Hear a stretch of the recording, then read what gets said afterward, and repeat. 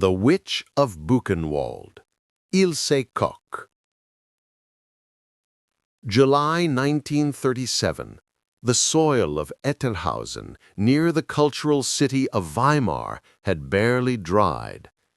There, the architecture of a new terror was born, the Buchenwald Concentration Camp.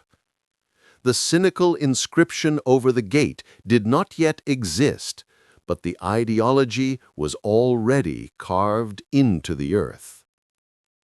As the first political prisoners, communists, social democrats, were brought in, the new administration settled. In one of the luxurious residences outside the barbed wire perimeter, a young woman unfolded plans. Margarita Ilse Koch, married to Commander Karl-Otto Koch. She did not wear the Aufseherin uniform. She wore expensive dresses and jewelry. The SS High Command, Reichsführing SS, in that initial moment, saw Buchenwald as a political detention camp focused on re-education and forced labor, not mass extermination. Ilse Koch, as the commander's wife, did not hold an official military post in the hierarchical SS, only the status of SS Gefolge and the authority inherent in her social position. General Theodor Eicke, inspector of camps, had defined cruelty as a tool of disciplinary control, not as an end in itself for personal gratification. Speech and Report, Institutional and Dry Voice, early 1938. The role of the commander's wives must be to support morale and family order. Frau Koch should be encouraged to maintain decorum and isolation. Work in the camps is the exclusive domain of the active SS, aiming at discipline and the correction of political deviation. It is not a stage for personal vanity. The SS, in its institutional arrogance, underestimated what would happen when supreme authority was married to psychopathy. They believed that female cruelty would be contained by social norms. They were terribly wrong. The lucrative Koch system. The project that Ilse Koch embraced was not just ideological, it was financial. Nazism offered Ilse, a former worker from Dresden, coming from modest origins, a meteoric social rise. Ideology served as a pretext for theft and opulence. The Buchenwald camp, under Koch, quickly deviated from the protocol of work and correction. The initial failure of the Koch system was its explicit corruption. The couple used the assets, gold, money, jewelry, stolen from prisoners to finance a scandalous luxury lifestyle, including the construction of a private riding arena. Initial criticism did not come from the prisoners, but from the SS itself.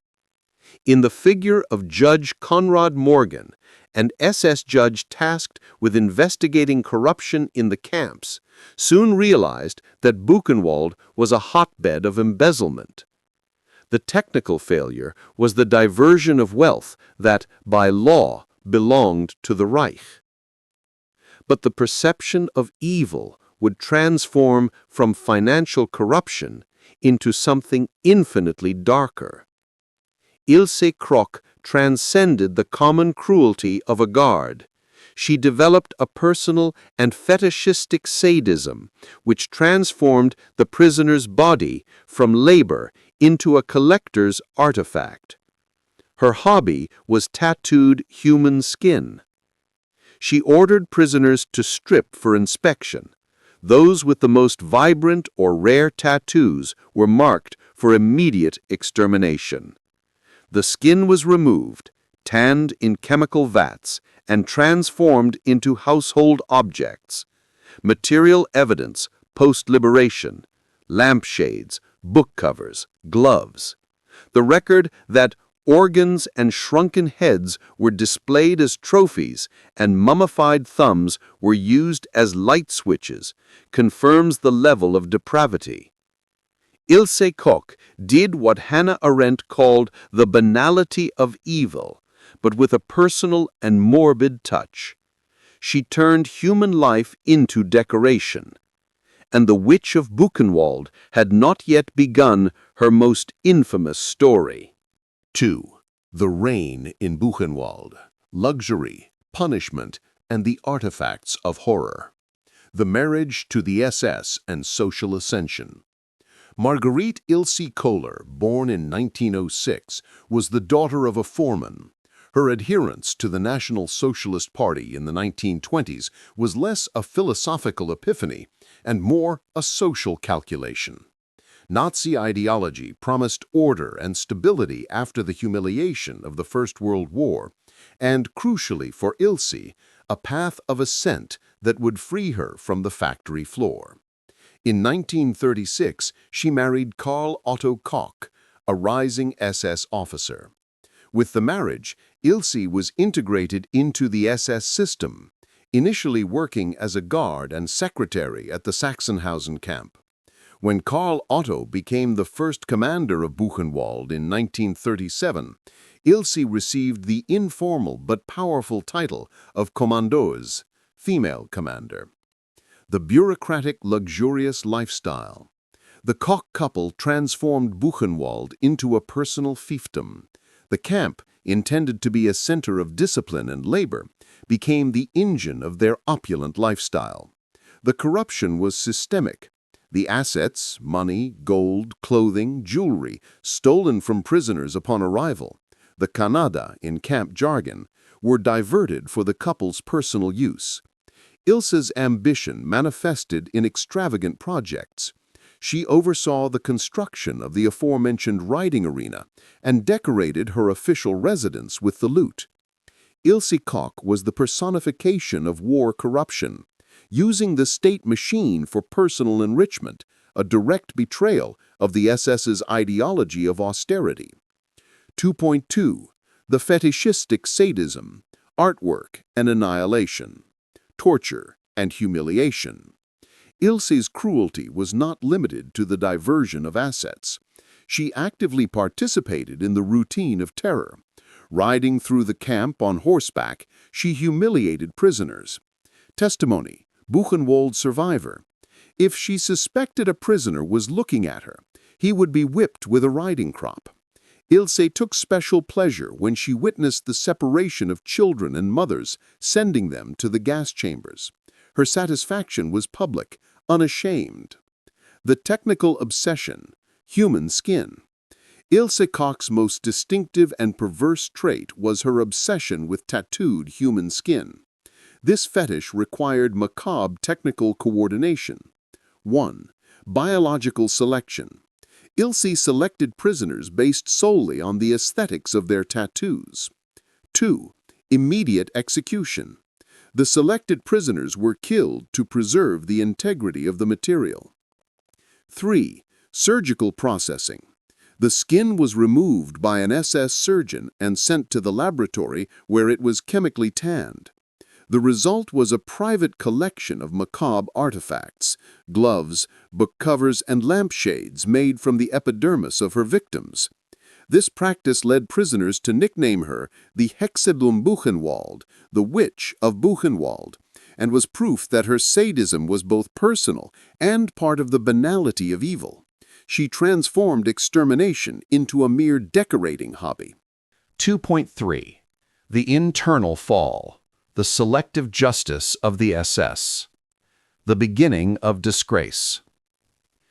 Despite her crimes against humanity, the Koch couple would fall into disgrace not for murder, but for corruption. In 1943, the SS judge, Konrad Morgan, who was investigating the network of embezzlement in the camps, arrested Ilse and Karl. The SS's focus was clear. Koch was stealing from the Reich. SS Tribunal Decision, 1944. Karl-Otto Koch was convicted of embezzlement, mismanagement, and, crucially, the unauthorized murder of an SS doctor who threatened to expose the corruption. The SS could tolerate genocide, but not financial insubordination. Ilse was initially acquitted in the internal SS proceedings, but the evidence of corruption was strong. Karl was executed by the SS in April 1945, days before the liberation of Buchenwald by the Allies. The Witch of Buchenwald survived her own party's purge, but not history. Her husband's end marked the prelude to Ilse Koch's long and controversial confrontation with global justice. 3. The Judicial Saga, Controversy, Clemency, and Global Outcry. The Buchenwald Trial, American Justice. With the collapse of the Third Reich and the liberation of Buchenwald by American troops, the extent of the terror came to light. Ilse Koch, captured on June 30, 1945, became the main female symbol of Nazi depravity in the American occupation zone. The trial took place in the former Dachau camp in 1947. Ilse Koch, along with 30 defendants, was tried by an Allied military tribunal charged with war crimes and crimes against humanity. The tribunal's focus. The prosecution, led by Colonel William Denson, presented a robust dossier of testimonies. Surviving prisoners recounted Koch's personal cruelty, her random beatings, and, crucially, the evidence of the human skin artifacts. The prosecution painted Koch as a criminal of dissolute sexual morality and a deviation from natural femininity to reinforce the aberration of her crimes. August 14, 1947. The military tribunal found Ilse Koch guilty. She was sentenced to life imprisonment. Her pregnancy, she was pregnant with her fourth child, conceived in Dachau prison with a German colleague, spared her from the immediate death penalty, a courtesy she never granted her victims. The political intervention. Ilse Koch's fate was in the hands of General Lucius D. Clay, the military governor of the American zone. Clay, under increasing Cold War political pressure to wind down the occupation and focus on the Soviet threat, had the authority to review sentences. September 1948, Clay commuted Ilse Koch's life sentence to 4 years in prison. Clay's justification was strictly legalistic. Statement of Clay, 1948, rigid, bureaucratic voice. We were not trying her for sexual or moral crimes, but for war crimes. The evidence concluded that the majority of her crimes were committed against German prisoners. There was no irrefutable proof that she had killed or ill-treated Allied prisoners of war or citizens of Allied nations. Her primary crimes were against the German people, and under our jurisdiction, this was not considered a war crime. The decision generated an international outcry. Newspapers worldwide condemned the liberation of the Witch of Buchenwald. The U.S. Congress launched an investigation. The indignation was moral and political. The pardon for such an infamous figure was seen as a betrayal of the values the Allies had fought to protect. 1949, Ilse Koch was released, having served only 4 years. 3.3. The Triumph of German Justice and the Final Destiny. Arrest by West Germany. Public outcry and pressure from the American Senate forced the newly formed West Germany to act. Ilse Koch was detained again in 1949. In 1951, she was subjected to a new trial, this time by a German court in Augsburg, accused of inciting murder and grave offenses against German citizens. The trial lasted months. Koch's defense relied on denial and the claim of persecution. However, the weight of the new testimonies, including accounts of her participation in the separation of children and the diversion of assets, was decisive. January 15, 1951, Ilse Koch was again sentenced to life imprisonment. Germany, at last, closed the legal loophole left by the American jurisdiction. Suicide and the Family Legacy. Ilse Koch spent her final years in Aichach Women's Prison, tormented, according to reports, by psychological disorders and delusions that camp survivors would attack her in her cell. The woman who had designed annihilation for others could not escape her own mind. On September 1, 1967, at the age of 60, Ilse Koch hanged herself with a sheet. Her suicide note, addressed to her son Uwe Kurler, who visited her regularly and sought her posthumous rehabilitation, contained no words of remorse, only bitter self-pity. The case of Ilse Koch is not just the story of a sadist. It is the story of a system that turned deviance into norm, corruption into privilege, and the human body into a commodity. She personifies human failure in its most ambitious form, proving that in the Nazi hell, the greatest punishment was often the memory of what had been done. 4. The Eastern Trials, Swift Justice and Public Display. 4.1. Maria Mondl, the Beast of Auschwitz. The Beast at the Cradle of Extermination. While Ilse Koch operated on the fetishistic periphery of murder at Buchenwald, Maria Mondl was at the industrial center of death, Auschwitz-Birkenau. As SS Lagerführerin, leader of the women's camp, she held ultimate authority over the life and death of hundreds of thousands of female prisoners. Mondl was the personification of institutional and dispassionate cruelty. Her brutality was cold and explosive, earning her the nickname, the Beast of Auschwitz. Her sadism manifested in macabre rituals, such as waiting for prisoners at the entrance to Birkenau. Anyone who turned to face her was summarily pulled from the line and sent to their death, a demonstration of total power over sight and fear. The Krakow Trial. Mondl was captured by American forces in 1945 and extradited to Poland, the country where she committed her crimes. Her trial, the first Auschwitz trial in Krakow, took place in 1947, parallel to the Buchenwald trial.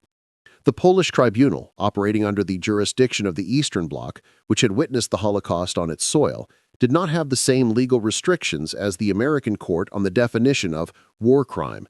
The evidence of participation in genocide was the only metric. January 24, 1948, Maria Mondl was sentenced to death by hanging. The penalty was executed swiftly, without the long saga of clemency and appeal that marked Ilse Koch's fate. Mondl, at 36, was executed at Montelupich Prison, Krakow. 4.2. Jenny Wanda Barkman, the beautiful specter on the public gallows. The vanity and terror of Stutthof. The Stutthof camp near Gdansk also had its share of female cruelty in the figure of Jenny Wanda Barkman.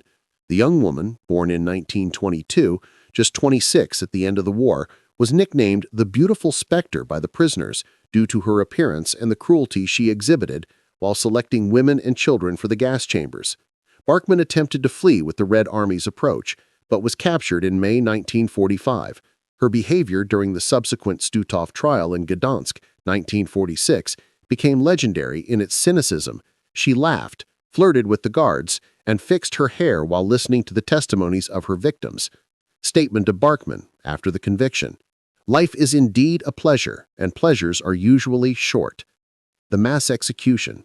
Polish justice, seeking to provide a visible response to the horrors of the Nazi occupation, opted for public execution. July 4, 1946. Biskupia Gorka, near Gdansk. Barkman and 10 other defendants, 5 women and 6 men, including Stutthof commander Johann Pauls, were led to the gallows. The crowd gathered to witness the execution was, according to some sources, about 200,000 people.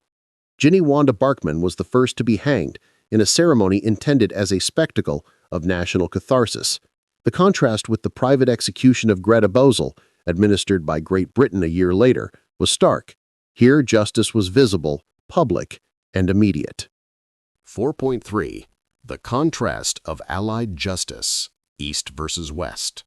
Polish and Soviet justice prioritized the swift and visible punishment of genocide on their own territory. In contrast, Western justice, as in the Koch case, was quickly entangled in technicalities over war crimes versus crimes against Germans, opening loopholes for clemency. This legal disparity allowed the vast majority of the 5,000 Aufseherinnen, those without the surname Koch or the notoriety of Grisse, to simply disappear into the landscape of post-war Germany, using legal confusion and the necessity of reconstruction as their disguise. The story of the female guards does not end at the gallows. It continues in the years of silence, where most of the faces of evil blended back into society. 5.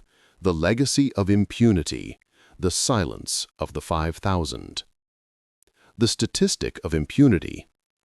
Of the approximately 50,000 guards who served in the Nazi concentration camps, about 5,000 were women, the Aufseherinnen. The overwhelming majority of them, those without the notoriety of Ilse Koch or the sadism of Irmgard Gresse, managed to escape punishment. With the start of the Cold War and Western pressure for the stabilization of Germany and the release of labor and personnel for military and civilian purposes, the pace and rigor of the trials drastically decreased after 1948. The second-tier guards. Many second-tier guards received light prison sentences or were released prematurely. Herta Allert, a veteran guard who served at Ravensbrück and Auschwitz, was sentenced to life imprisonment in 1949, but her sentence was commuted. She was released on May 7, 1953. She lived a relatively anonymous life in Germany under a married name, dying at the age of 92 in 1997. Herta Botha, sentenced to 10 years at the Belsen trial, was released in December 1951 by British clemency. These cases established a dangerous pattern. Punishment was a risk, but liberation was a real possibility. The justification often used was their status as SS Helferinnen, or the lack of uncontestable evidence linking them to crimes against Allied citizens. The silence of the survivors. For the liberated Aufseherinnen, returning to German society meant sinking into silence. They adopted new surnames, returned to ordinary jobs, saleswomen, office workers, and tried to erase their past in the camps. Denial was their final defense. In a rare interview given many years after her release, Herta Botha was asked about regret.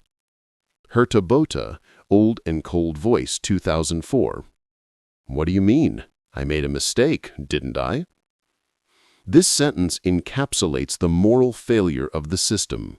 For them, it was not a crime against humanity, but an operational error. The only mistake was losing the war.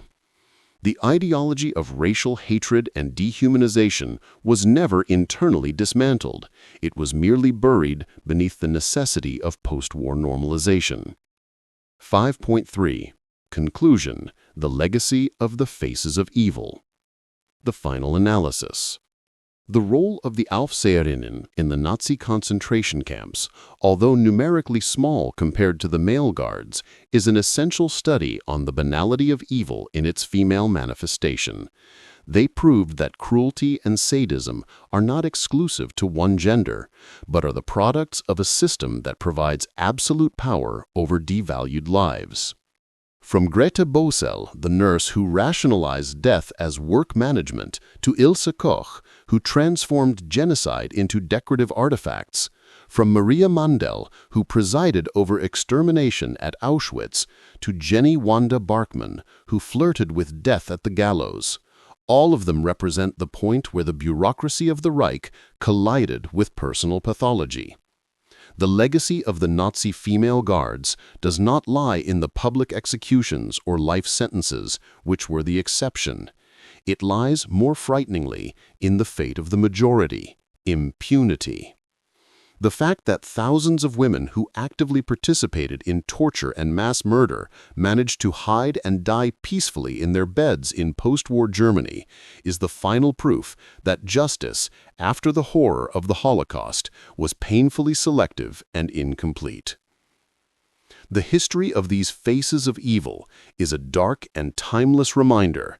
Nazism gave women the power to kill, and they prove that, given the ideological conditions and the license to dehumanize, cruelty can be as cold, as technical, and as absolute as any of their male SS colleagues. The silence of the 5,000 women is the true moral epitaph of the camp system.